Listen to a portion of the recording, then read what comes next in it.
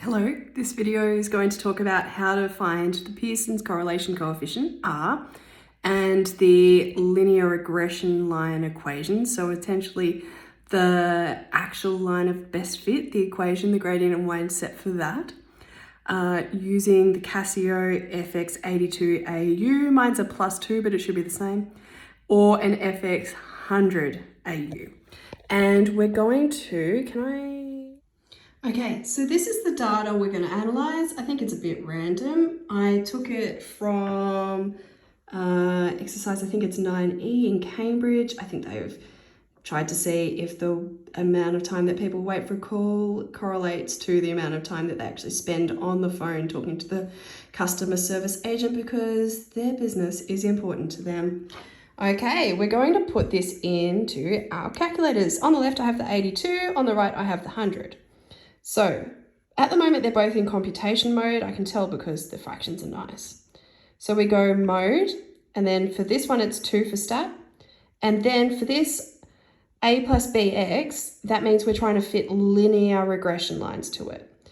This one is if I wanted to try and fit it to a quadratic, a logarithmic, an exponential, a power, a polynomial, and a hyperbolic.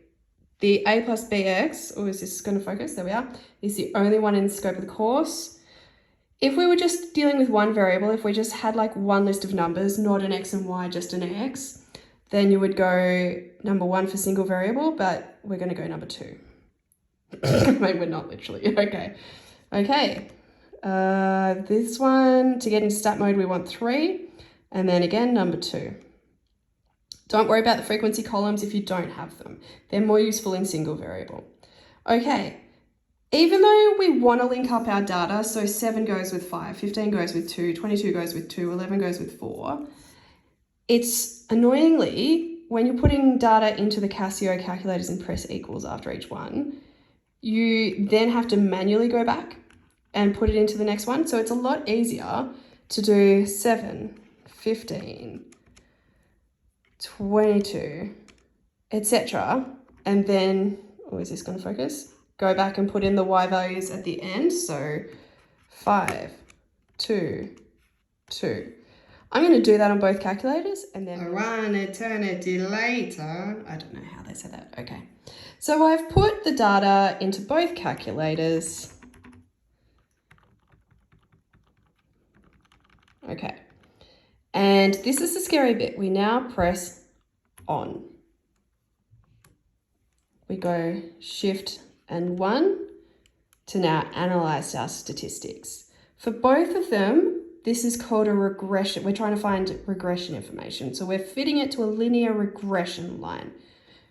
We're trying to see how much it varies from just being a nice straight line.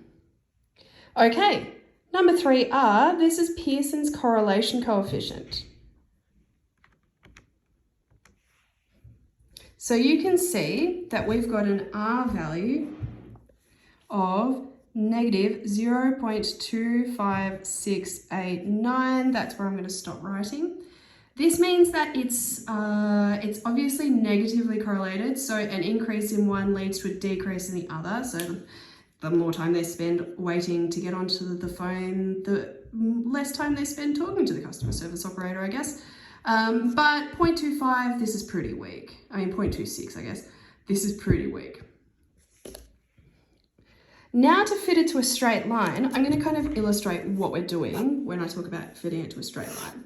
So we've got all our data points, just kind of, I don't know, randomly. Obviously, this isn't it because I've got them kind of going up. And if you were drawing a line of best fit by hand, you would get your ruler and you'd go that way. And we would figure out y equals mx plus c, or b, whatever you're used to, where m is the gradient and c is the y-intercept. And this line would be, we would try and fit it so that the distances between each of the data points and this line were minimized. And there's a proper formula for this. The proper formula has to do with that. We're not doing that. We just have to remember that on our calculators, instead of y equals mx plus b, it's y equals a plus bx. So when we do it on our calculators, the b value, that's the gradient. And the a value, that's the y-intercept. So let's do this. Shift 1, 5. Shift 1, 5. We want to find the gradient, it's b, so that's number 2. So the gradient in this instance is negative 0.047138. You kind of stop writing when it makes sense to. They'll usually say correct to 3 decimal places or something like that. Okay, now let's get the y-intercepts. And it's the same data for both calculators, so it's nice that they're both coming up with the same numbers. There we go. So the y-intercept, A, is 3.754209, I guess.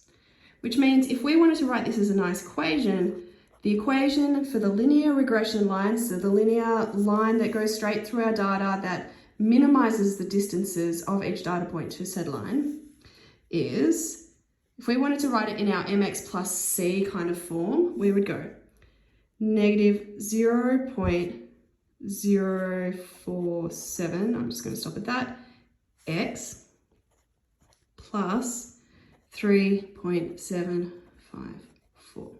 So this is the equation of the straight line that if we drew it through it, it's our best line of best fit. It's that easy. Like and subscribe.